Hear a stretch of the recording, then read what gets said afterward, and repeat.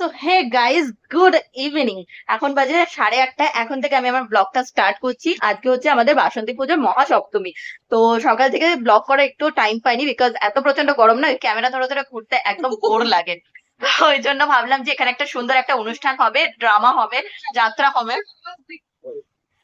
হবে। তো সেটাই দেখতে যাচ্ছি। কিচ্ছু না কিচ্ছু সাজিনি, ভালো লাগছে না, ভেবেছিলাম বাড়ির ড্রেস পরে চলে যাবো, তো মা বকাবকি চোটে এই কুর্তিটা পরলাম, পরে এখন যাবো।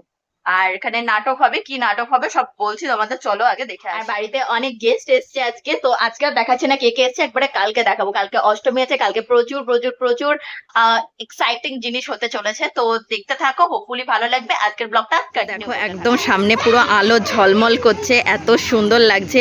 এখানে লাইটের কোনো দরকারই হচ্ছে না এক্সট্রা, এত সুন্দর লাগছে। এখন শুরু হতে চলেছে নাটক। আমাদের মা বাসন্তী।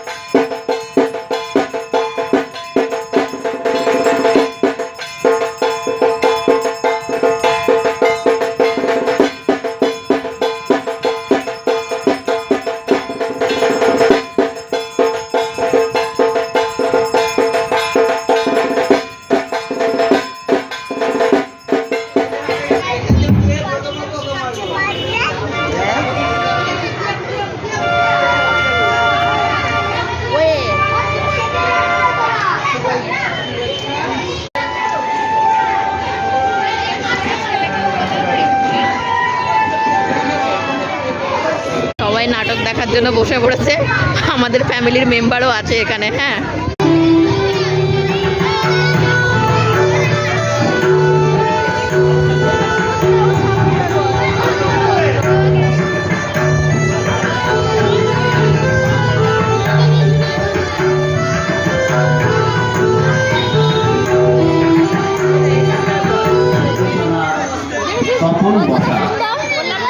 মঞ্চে আলো মিঠুন বিশ্বাস, মাইক লোকনাথ সাউন্ড, নেপথ্যে আবহাওয়ার সঙ্গীত জগন্নাথ বসু।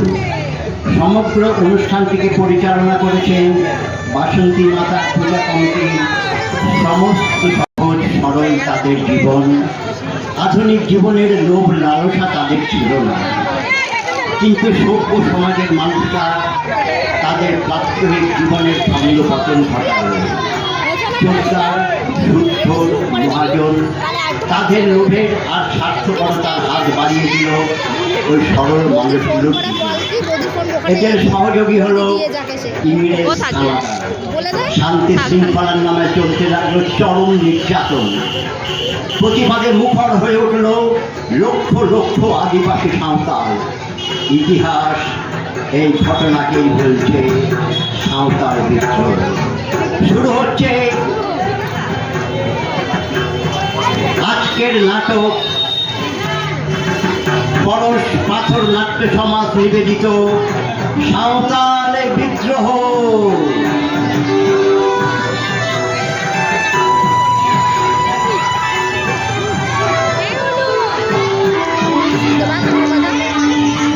কি বলবি?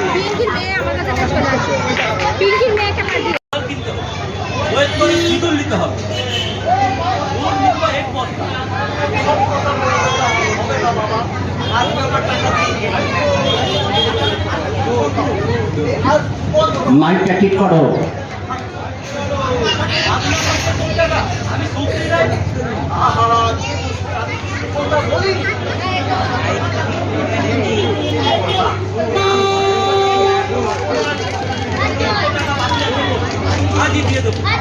রোজ রোজ